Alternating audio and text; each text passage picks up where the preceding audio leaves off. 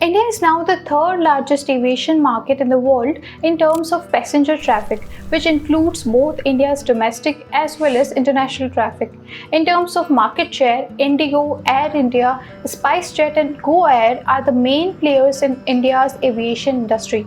But what about the safety and hospitality of those on board and those on ground? Welcome to Wisays. It began with a dream, one man, one aircraft, and a vision to connect a nation to the skies.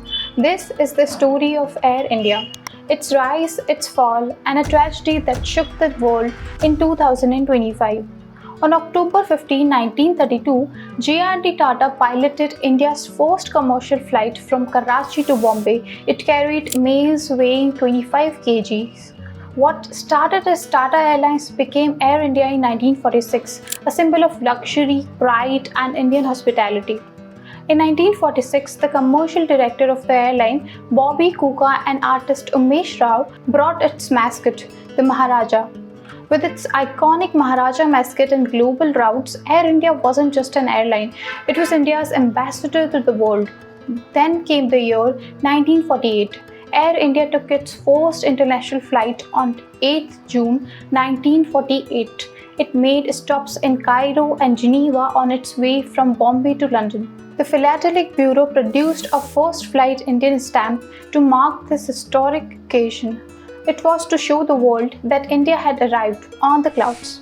Air India was regarded as one of the top airlines in the world at one point. The degree of luxury travel, top-notch cuisine, and the interior design of the aircraft were so excellent that Singapore Airlines even adopted Air India as a model. Air India was called the Palace in the Sky. In 1953, the government nationalized Air India. For a while, it soared. But over time, inefficiency crept in, bureaucracy replaced innovation, and the skies grew crowded. PM Nehru and J.R.D. Tata were friends, but when airline sector was nationalized, J.R.D. Tata opposed it openly. In 1962, Air India became world's first airline with a full jet engine fleet. In 1967, Air India commissioned Salvador Dali, a well-known artist, to design a unique ashtray for its patrons. The well-known actress Zeenat Aman was then a young model. She appeared in an advertisement of Air India saying, "Long after you leave India, India will still be with you." By the 2000s, Air India was struggling, outpaced by private carriers, burdened by debt, and weighed down by an ill-fated merger with domestic Indian Airlines in 2007. The low-cost airlines started causing a dent into Air India's market share. The airline bled money.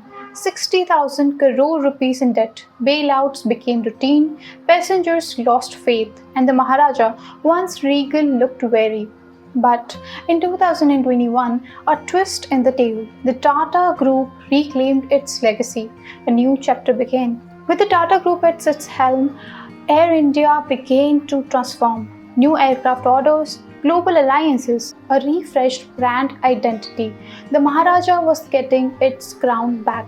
Tata Group also acquired Air Asia and Vistara, merging them into Air India. By 2024, optimism returned. The airline was no longer just surviving, it was aiming to lead. Unfortunately, Air India has also been involved in 11 fatal crashes and 1 ground fatality, 2 of which were caused by acts of terrorism. But on June 12, 2025, a major tragedy struck. Air India flight AI-171, a Boeing 787 Dreamliner bound for London, crashed seconds after its takeoff from Ahmedabad. The aircraft collided with the hostel complex of BJ Medical College, killing 241 on board and 39 on ground.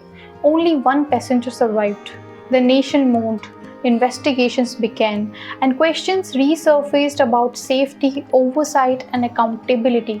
The black box was recovered, but the world waited for answers.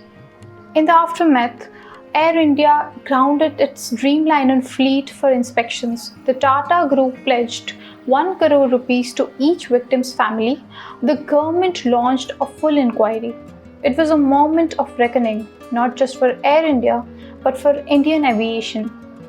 The main reason of Air India's demise was inapt leadership, or we can say the management probably lacked the drive to make the best choices. Air India's downfall stemmed from years of financial mismanagement, operational inefficiencies, and bureaucratic interference that crippled decision making. The ill-fated 2007 merger and chronic safety and service lapses further eroded public trust and profitability. This makes the tale of Air India more about poor management, poor services, and poor decision making. These are evident in both private and nationalized Air India. Air India's story is not just about pride or profit or losses, it's about responsibilities that were not carried. And it's about remembering that every flight carries not just passengers but dreams, memories, and families. So, what do you think? Was this crash due to a human error, technical failure, maintenance issues, or all of these? Let us know in the comment section below. Thank you.